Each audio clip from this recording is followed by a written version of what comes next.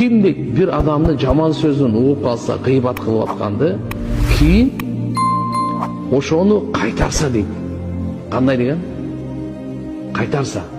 Алла субханаху ва тааланын мойнунда жоопкерчилик болот ошол адамды дозоктон сөзсүз куткаруусу дейт. Машалла, мындай эле улуу фазилети бар экен да. Демек, гыйбат кылбай эле коюң. Эле алыңызчы.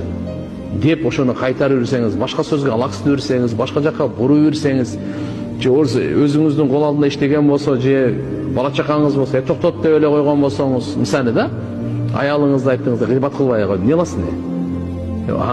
Машалла. Ошондой адамга Алла субханаху ва таала аны сөзсүз дозоктун отунан куткарат. Дозоктон боштондук берет. Бул жердеги айтып атканы кана хаккан алаллахи таала. Алла тааланын мойнунда хак, важип болот деп.